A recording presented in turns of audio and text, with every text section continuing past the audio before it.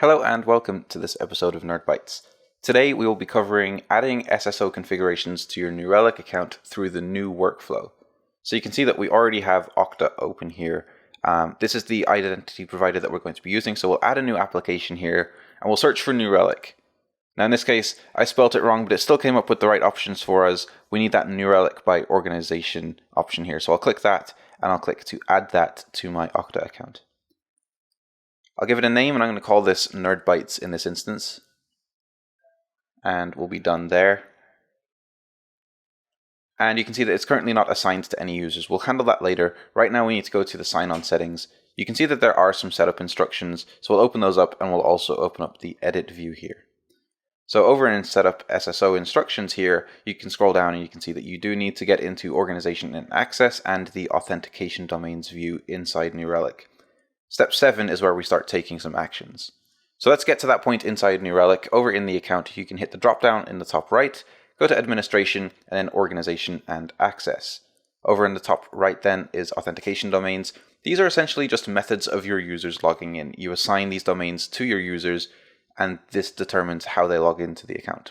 So by default, it's username and password, but you can set some extras up here. You can see that these two are SAML SSO. Since we already have the Okta test authentication domain there, we're going to be using this one to configure.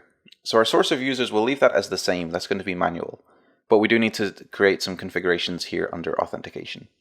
So in the setup instructions, you can see that it's asking for the domain ID part of the assertion consumer URL.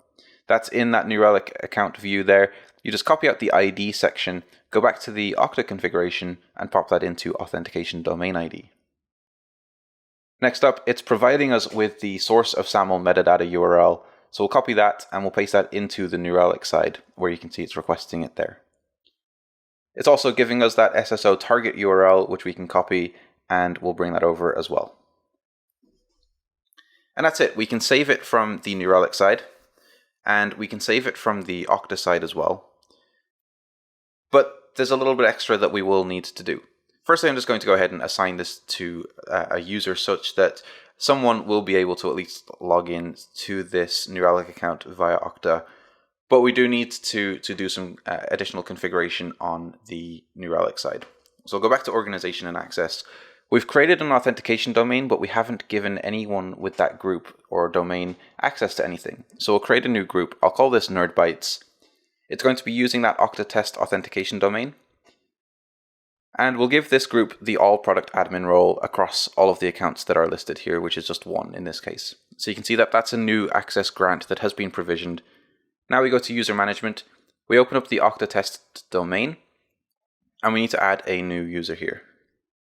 So you add the name, the email address, and you can see down below that there is types and groups. We just created that Nerd Bytes group. I've created a couple of extra groups here, so you do need to collect the right one. In this case, I had to go back and forth a little bit, but we got Nerd Bytes in the end, and so now this user is part of the group that we just provisioned.